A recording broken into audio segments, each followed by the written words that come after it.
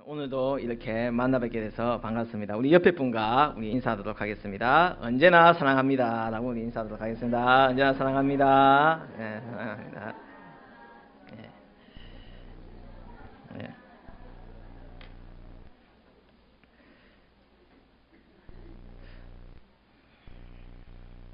보통 양복을 사게 되면, 정장을 사게 되면 이 안주머니에 꼭 들어있는 것이 두 가지가 있습니다. 하나는 단추가 있고요. 하나는 정말 조그마한 천이 들어 있습니다. 단추는 말 그대로 단추를 분실했다든지 단추가 파손이 되었을 때 이제 교체하기 위해서 그 여분을 넣는 건 다들 알고 계실 것입니다. 그러면 그 안주머니에 요만한 천이 하나 있는데, 옛날 성냥갑 같은 그 정도 요만한 천이 있는데, 그 천은 왜 들어있는지 아십니까? 혹시 넘어졌을 때 찢어지면 됐더라고요. 예, 저도 그래 생각을 했는데 그게 아니라고 합니다. 그 천의 용도는요, 세탁용이라고 합니다. 그럼 대강 감이 오십니까? 그러니까 이 양복의 옷감이 재질이나 그 세제에 대해서 어떻게 반응할지 모르기 때문에 미리 그 세제에 대해서 거기에 확인해 보라고 넣는 것이 바로 그 옷감입니다. 그러니까 양복에 구멍이 났다고 그걸 덧해서 쓰라는 것이 아니라, 미리 그 옷감을 사용해 가지고 어떤 세제에는 이렇게 반응을 하고 어떤 세제에는 이렇게 반응을 하는 것을 미리 알아보는 것이 바로 그 옷감의 용도입니다. 즉, 이 옷감은요, 그래서 그 세제에 반응을 하게 됩니다. 그리고 우리 역시도 외부의 반응이라든지 외부의 유혹이라든지 외부의 시험에 대해서 반응하게 됩니다. 그리고 오늘 우리 하나님께서도 저희들에게 그 시험을 주실 때 있는데, 우리가 분명히 알아야 될 것은, 외부에서는 유혹이 오고 시험이 온다 할지라도 하나님께서 주시는 시험은요, 템테이션, 유혹이 아니라 바로 우리 테스트임을 우리는 분명히 기억해야 된다는 것입니다. 하나님은 분명히 우리를 시험하실 때가 있습니다. 하지만 그것은 유혹이 아니라 바로 테스트임을 우리는 분명히 알아야 된다는 것입니다. 테스트의 과정을 통하여서 우리의 쓰임의 가치를 바로 알아보시기 위함에 있다는 것입니다. 왜냐하면 저희들의 가치는 그 어느 곳보다 비교할 수 없을 정도로 값어치가 있는 것이기 때문입니다. 물건의 가치가 올라가는 경우는 귀한 것이기 때문입니다. 또한 그 수가 적기 때문입니다. 구하기가 힘들기 때문인 것도 있고요. 마지막으로는 누가 만드느냐에 따라서 바로 가치가 달라진다는 것입니다. 우리는 이 세상에서 단 하나밖에 없는 존재이기도 하고, 또한 우리를 만드신 분이 하나님이시기 때문에 우리는 가장 귀한 가치를 지닌 자들이 된다는 것입니다. 그러기에 하나님은 저희들을 결코 내버려 두시지 아니하시고, 그 가치를 더욱 값지게 부여시켜 주시는 분이 바로 우리 하나님이시라는 것입니다. 집사람과 한 번씩 얘기를 하다가 한번 이런 농담 삼아서 이런 얘기를 한 적이 있습니다. 여보, 누가 당신에게 1억을 주면 나하고 바꾸렵니까? 하니까 집사람이 절대 안 바꾸죠. 당신이 어떤 사람인데 제가 바꾸겠어요. 이러는 거야. 그러니까 역시 우리 여보는 결혼 잘했다 이랬는데, 제가 바로 그러면 10억은 당장 바꾸죠. 이런 얘기 있습니다. 그래서 저하고 집사람하고 같이 막 깔깔깔깔 웃은 적이 있습니다. 사람을요, 사실 돈으로 환산한다는 것은 무리가 있습니다. 맞죠? 가장 귀한 건 존재인데, 하지만 의학적으로 사람 몸에서요, 필요한 물질을 뽑아낼 수가 있다고 합니다. 보통 사람의 인체에서는요, 2.25kg의 칼슘이 있다고 합니다. 그것을 뽑아내고요. 그리고 500g의 인산염이 있고 252g의 칼륨이 있고 268g의 나트륨이 있고 28g의 마그네슘이 있다고 합니다. 그 나머지 뭐 철도 있고 동도 있고 여러 가지가 있는데 그 중에서 체중의 65%는 산소로 되어 있고 18%가 탄소, 그 다음은 뭐 수소, 질소 뭐 이렇게 정도 있다고 합니다. 그것을 다 모아서 현 시세로 따져보면 얼마가 나올까요? 6,000원이 나옵니다. 예.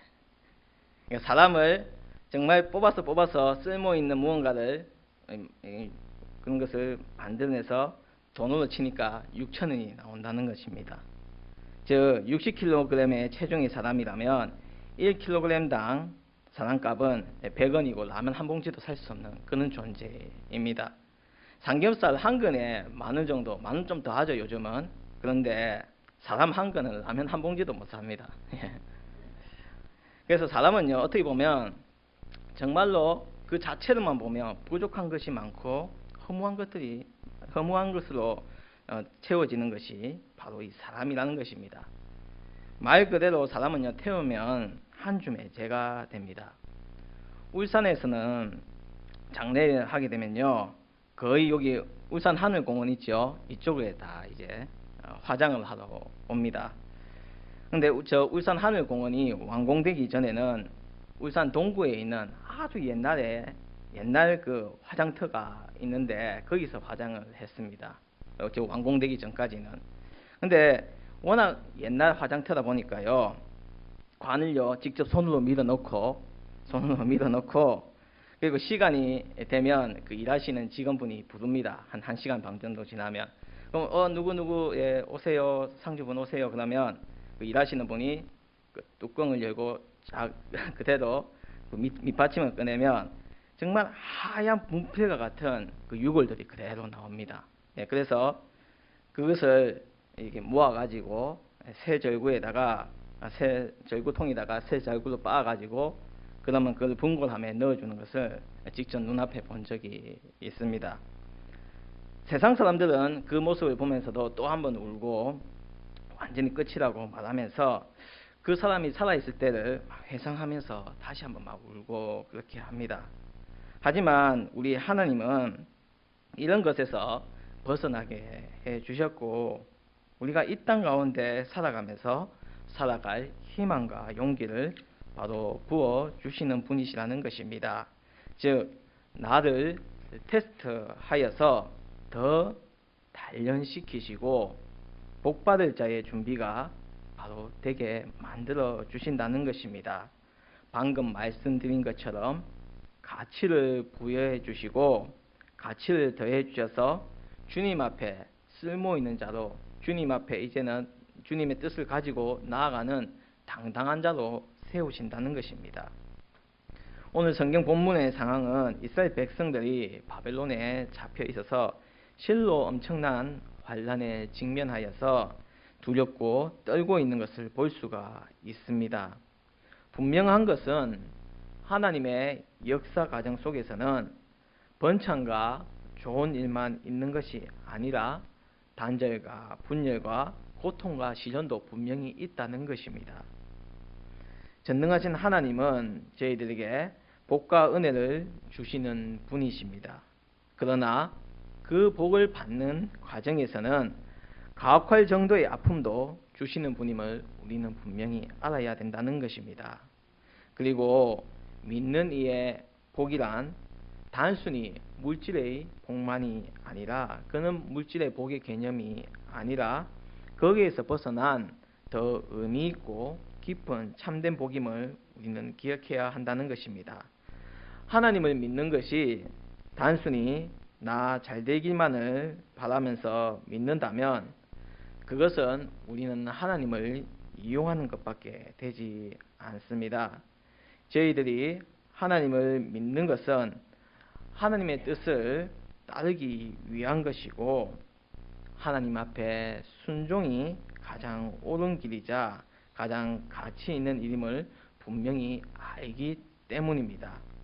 그런 하나님께서 그 영광을 드러내시기 위해 바로 우리를 택하셨고, 그 과정이 바로 시험이라는 것입니다. 즉 테스트를 거쳐서 쓰임받게 한다는 것입니다. 세상은 테스트를 통해서 등수를 매기지만 하나님은 테스트를 통해서 어떻게 쓰실지와 필요한 곳에 배치해 주신다는 것입니다. 세상은 등수 밖에 있는 자들을 탈락시킵니다. 그리고 커트라인을 정해가지고 이 안에 들어가야만 살아갈 수 있도록 만듭니다. 그러나 하나님은 모든 자들을 다 들어 쓰시고 단 한 명도 놓치시지 않으신다는 것입니다. 그래서 우리가 하나님 앞에서 시험을 받을 때 두려워할 필요가 없다는 것입니다.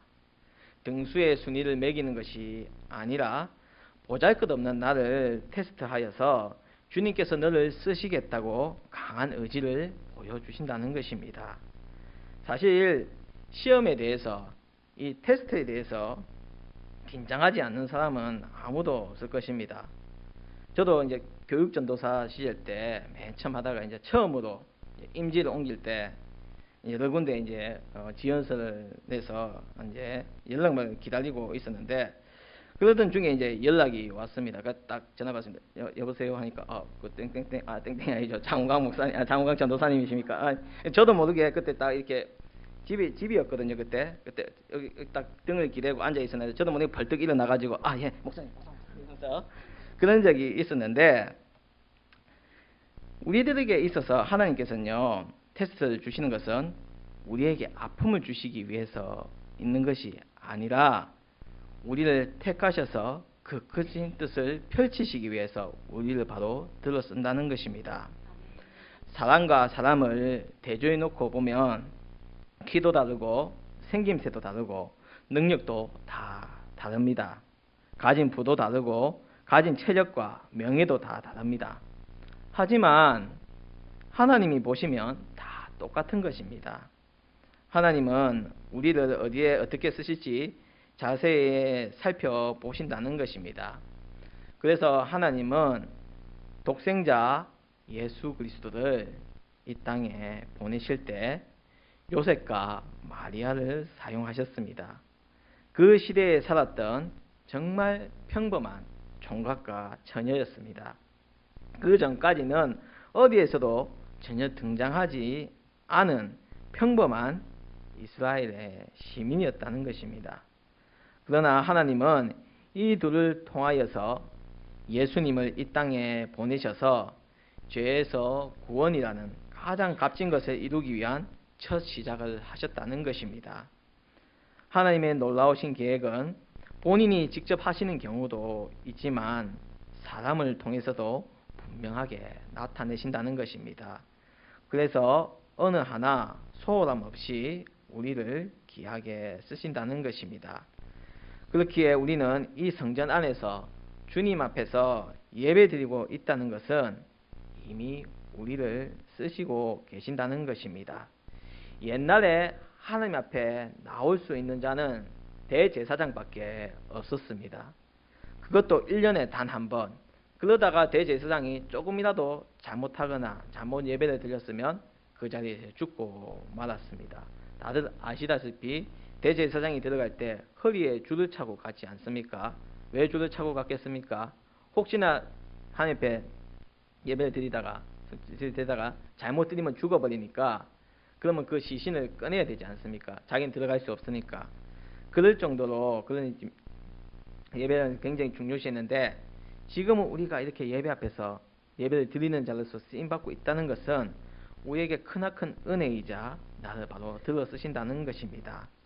그래서 우리는 하나님께 쓰임받은 자들로서 하나님 앞에서는 합격과 불합격이 없고 통과 불통 이런 것이 아예 없다는 것입니다. 그대로 쓰셔서 영광 나타내신다는 것입니다. 하나님을 알아가고 체험하는 실력을 높이는 것이며 하나님의 뜻을 더욱더 잘 알게 하는 바로 실력을 높이는 것입니다. 하나님의 테스트가 그냥 테스트로만 끝나서는 안 된다는 것입니다. 시간만 허비하고 많은 것을 얻을 수 있는 기회를 놓치는 우를 범할 수 있기 때문입니다. 그렇기에 하나님의 테스트는 나를 알게 합니다. 나의 본질을 알게 해서 더 겸손하게 만들며 또한 더 당당하게도 만드신다는 것입니다. 우리 말씀을 한 군데 찾아보도록 하겠습니다. 시편 66편 11절에서 12절 말씀입니다.